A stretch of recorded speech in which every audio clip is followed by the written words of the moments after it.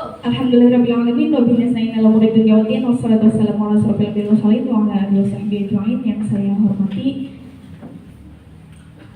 Bapak Dr. Haji Kosasih MPD dan segenap para dosen. Yang saya hormati juga Bapak Camat, Bapak Aceh Jarnriji SE, dan yang saya hormati segenap kepala desa Sekecamatan Labuan, yang insya Allah semoga segalanya Allah permudah dan bisa menciptakan Kecamatan Labuan yang lebih baik lagi dan lebih aman, nyaman, sejahtera. Amin insya Allah.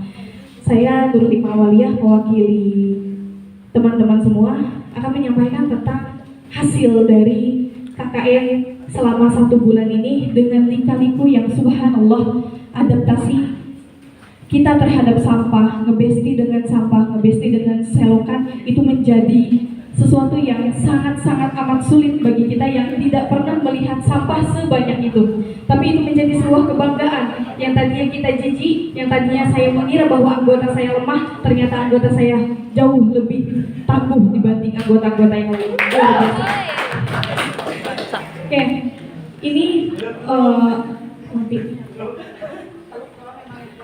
kita ngambil tema di Teluk ini, kendalikan sampah, ciptakan Teluk yang indah. Karena ekspektasi kita dalam 1 minggu kita ingin menciptakan perubahan untuk Teluk.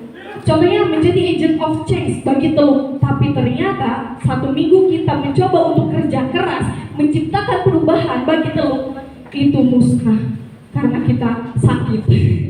Dan itu menjadi kendala bagi kita semua. Kita sakit dan kita juga sangat kesulitan untuk bisa menciptakan terobosan-terobosan baru di Desa Teluk. Karena memang kekuatan kita terhadap itu sangat-sangat sulit ya, tidak begitu banyak. Akan tetapi itu tidak menyurutkan semangat kami. Yang tadinya kami ingin menciptakan perubahan, tapi akhirnya diubah prinsip itu menjadi meminimalisir sampah yang ada di Desa Teluk. Nah ini Desa Teluk, Caringin kalangannya adalah satu kesatuan yang penyebabnya kenapa Desa Teluk ini menjadi desa yang seluruh sampahnya itu berada di Desa Teluk, karena ulah dari Caringin dan Karanganyar juga.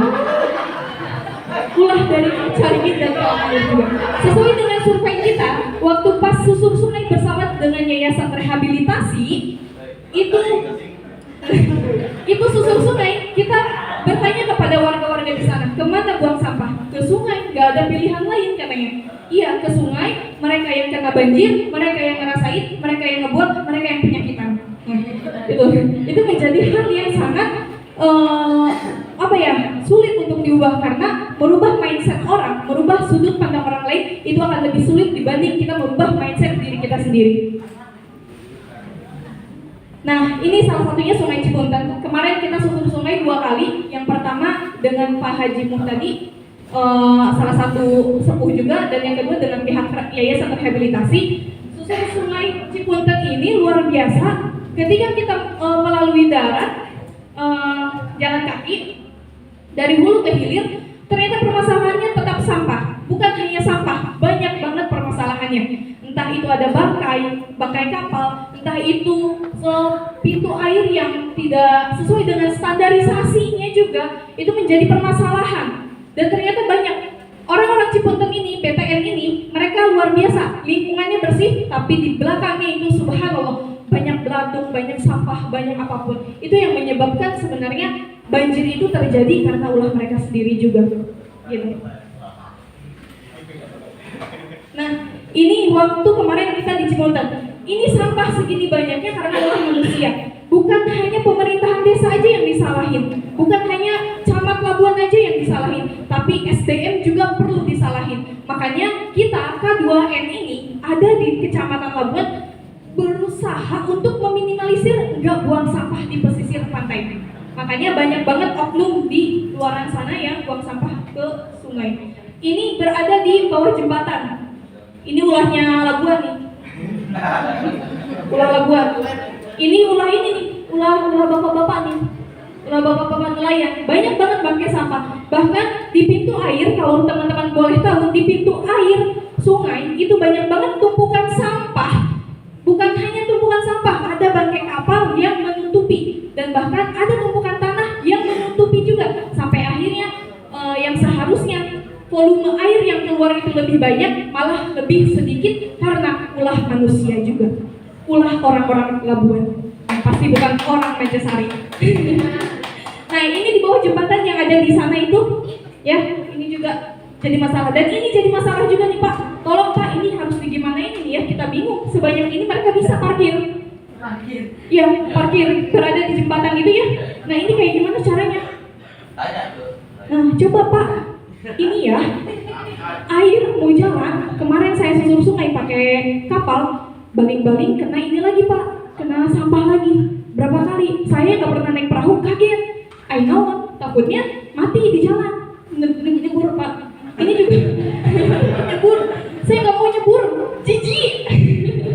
Ini nih Pak, ini jadi masalah juga karena yang seharusnya volume air banyak mereka ngalir ke sana, akhirnya mandet dan itu terjadilah banjir. Yang saya tahu kalau misalkan pasang air laut lagi pasang, terus dari arah Cipunten juga lagi pasang, mereka berhantaman dan itu menjadi banjir. Banjirnya bahkan bisa sampai 2 meteran. Itu sangat miris bagi kita yang nggak pernah ngerasain banjir, gitu. Oke, lanjut Bapak, itu bisa jadi bukti. Nah ini, yang kedua, di Desa Teluk ada limbah sampah Pak. Ini nih kiriman sampah dari desa lain, Salin, Karanganyar, Caringin tuh Pak ya. Coba itu dikasih tahu Pak. Sampah rumah tangga bertonton per hari, yang Desa Teluk itu penduduknya sangat-sangat padat, yang saya tahu sekitar 14.000 jiwa. Dan itu, lihat aja kalau misalkan 3 kilo per orang, per rumah tangga, itu berapa kilo, berapa ton yang dikumpulkan sampah dan dibuang ke pesisir pantai. Bukan hanya ulah desa-desa lain, tapi ulah Desa Teluk juga, yang mereka benar-benar udah ngebesting, ngobrol di atas sampah, ngejemur ikan asin di atas sampah, berenang di laut sama sampah. Itu terus banyak penguin Pak, banyak penguin, banyak buang hajat di sana. Itu penguin, kita nyebutnya penguin. Oknum pengangkut sampah yang dibuang ke pesisir, kemarin ada yang ke posko kita tanya mereka ngangkutin sampah, ternyata yang dibuangnya bukan ke DLH atau ke TPA, tapi dibuangnya ke pesisir pantai. Itu jadi permasalahan juga Pak. Jangan lupa Pak, bikin TPA di sini gede ya Pak ya, biar semua bisa buang sampah itu gak banyak alasannya Cikedal jauh katanya. Tapi kemarin ketika kita susur pantai, kita susur selokan, kita benar-benar nyelok-nyelokin itu bisa kita buang ke sana dengan budget uang yang cuma 80.000. Bensin 50, 30 masuk registrasi. Gak ada yang salah kalau kita punya keinginan. Ya. Nah ini cosplay tempat pembuangan akhir. Ini cosplay yang seharusnya pantai Pak, dinikmati dengan hembusan angin yang enak, melihat kapal-kapal yang indah, tapi salah. Hidung saya terkontaminasi, mata saya terkontaminasi juga. Yang tadinya kita mau nge-sunset, bukan nge-sunset Pak, bukan, tapi mikirin permasalahannya ikut mahal gitu. Dan ini juga kita kemarin mengadakan upacara sebagai kritikan bahwasannya pemerintahan desa maupun pemerintahan daerah seharusnya lebih tegas terhadap masyarakatnya, bukan hanya perihal sampah, tapi perihal pendidikannya dan edukasi terhadap masyarakat itu sendiri. Kita jangan egois Pak, Bu. Kita sebagai orang yang memiliki pendidikan, memiliki pemikiran yang cemerlang, itu juga harus bisa terbuka dan harus bisa mengasihi mereka yang butuh terhadap pendidikan dan pengetahuan. Itu Pak yang perlu kita terapkan. Nah ini ada wisata kuliner Pak. Di Desa Teluk itu wisata kuliner luar biasa, ramai setiap malam minggu. Kalau teman-teman pernah ke sana nongkrong, banyak yang pacaran di sana. Nah, ini juga ada pantai Bentengan. Kemarin kita baru clean up Pak di sini. Ini luar biasa banget. Setelah saya amati, saya berpikir kalau wisata kuliner ini dan ini pantai Bentengan menjadi ikon, maka akan tercipta yang namanya ekonomi kreatif yang bisa jadi ini semua destinasi dan penghasilan bagi masyarakat termasuk pemerintahan desa. Kalau misalkan wisata kuliner ini nggak di Batako, dipindahin ke sini akan lebih baik. Jadi ini nih, terumbu karang ini dijadiin penguin terus sama masyarakat. Ketika saya kemarin telusuri ini, ada 2 penguin. Ada 2 penguin. Nah, saya harap Pak, semoga ide-ide kita nih, ide-ide dari kedua ini Batako pindahin Pak ke sini. Ini dijadikan destinasi wisata yang bisa menciptakan ekonomi kreatif. Yang nantinya juga bukan hanya masyarakat yang diuntungkan, tapi pemerintahan desa juga yang diuntungkan. Sulit atau tidak sulit sulitnya, jika kita mau ikhtiar, pasti Allah bermudah Pak. Ya Pak Camat, ya Pak Desa juga, Pak. Ini Pak, Batako bukan tempat wisata, tapi Batako ini untuk apa namanya? Bukan. Kalau parkir perahu. Jadi kita kemarin saya coba makan di sini 3 kali, kadang berobak lagi. Ini bukan tempat wisata. Menurut BPBD, kata Pak Dedi, ini tuh bukan tempat wisata. Bukan tempat yang harus dijadikan tempat wisata. Tapi karena keegoisan masyarakat dan tidak tegasnya pemerintah desa, ini menjadi wisata kuliner yang gak seharusnya di sini. Ini membahayakan masyarakat. Begitu Pak. Tapi anehnya banyak yang mengunjungi. Nah ini juga Pak, ini subhanallah kemarin kita clean up selokan, cuman 1 baris aja di kampung nelayan 1, itu udah 2 kali mobil balikan. Itu harga banyak ininya Pak. Ini bahasa Sunda banget ya. Banyak ini ya Pak, apa namanya, cacing. Kita panen cacing banyak banget. Kita panen, itu teman-teman saya sampai lihat nih, sampai dia udah kayak ngebesti banget sama selokan. Ngebesti banget sama selokan. Bersahabat dengan ini, sampai kita tuh benar-benar pakai tangan kita sendiri ngambilnya. Karena kenapa? Kita nemuin 1 sampah yang kita tarik itu berasa kayak seolah barang berharga, nemuin emas. Karena kenapa? Saking susahnya semua aliran air ini ditutup oleh masyarakat atau dicor. Masyarakat itu sendirilah yang mengakibatkan itu semua terjadi. Mereka sendiri yang bikin ulah, tapi kita sebagai orang-orang yang cerdas dan bijak jangan sampai seperti itu. Dan bapak-bapak sekalian dan ibu-ibu sekalian yang memiliki kekuasaan dan kewenangan, kita harap dari K2N ini bapak dan ibu bisa menciptakan perubahan, bukan hanya dari meminimalisir. Kalau kita mampu meminimalisir, tapi kalau bapak dan ibu yang punya kekuasaan, jangan sampai meminimalisir, tapi ciptakan perubahan. Jadi agent of change, biar apa Pak? Biar pahala jariah masuk surga enak Pak. Bapak sudah ada bayangan, atau Bapak. Nah ini juga kemarin kita klik partai bentengan Pak. Walaupun saya jojowakan Pak ya dengan anggota yang rada sulit, tiba-tiba mereka nongkrong atau gimana, itu jadi bagian hal yang menyulitkan, bahkan kayak nunggu jungkel juga Pak. Ini jadi hal yang benar-benar bikin kita adaptasi dengan sampah. Udah pakai masker masih tetap ada yang mual. Kalau Bapak pengen tahu, kemarin Desa Teluk setelah susur selka, malamnya kita masuk angin semua. Insyaallah.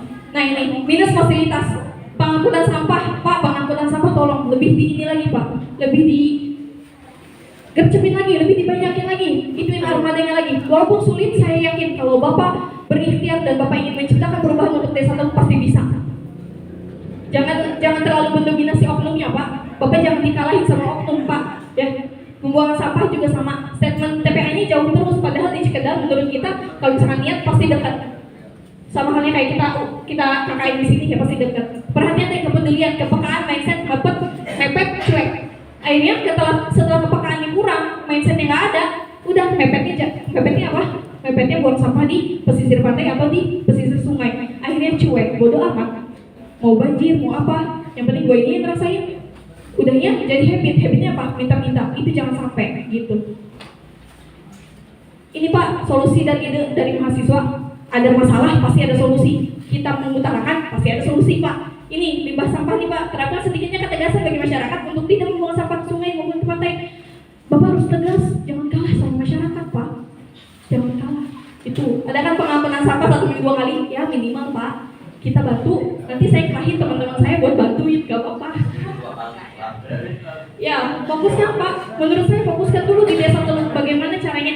Yang menurut saya tahu, menurut pemaparan Bu Irna, Bupati Pandeglang, persampahan di Desa Teluk itu dari 2006 tidak pernah usai sampai saat ini. Bahkan bukannya semakin menurun, malah makin meningkat. Bukannya makin baik, malah makin buruk. Itu yang jadi perhatian bagi kita K2N yang pengen banget menciptakan perubahan.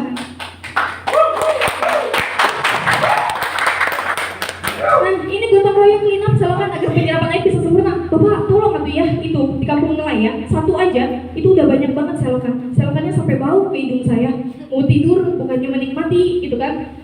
Ini mah bukan. Jadi selokan itu benar-benar kayak bukan selokan lagi. Saya sampai nggak bisa membedakan bau sampah, bau selokan sama bau ikan asin. Sama semua gitu. Itu Pak. Nah ini untuk minimalisir banjir, karena kemarin kita sudah ini lakukan pengerukan tanah, Pak. Itu di pintu air itu jangan sampai ada tanah yang sampai volume air yang seharusnya keluar lebih banyak tapi malah lebih sedikit gitu. Yang di sungai mah udah surut tapi yang di BTM itu masih tinggi. Itu jadi permasalahan. Terus ada sampah bangkai kapal juga di Sungai Cipuntet. Itu coba ditindaklanjuti Pak, dikasih hukuman kek. Terus biar dikasih apa kek, dikerang kek di rumah gitu tuh, dihukum gitu tuh. Ya seperti itulah Pak ya.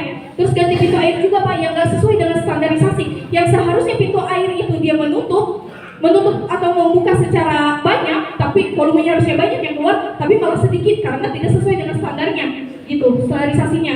Terus fasilitas saluran air di PTN, apa nih agar air yang turun dari gunung tidak meluap? Iya betul, karena memang kalau misalkan sudah hujan, itu air yang turun dari gunung ke ini menghantam dan dari ini pasang, jadi akhirnya mereka kebanjiran itu lebih dari 2 meter juga.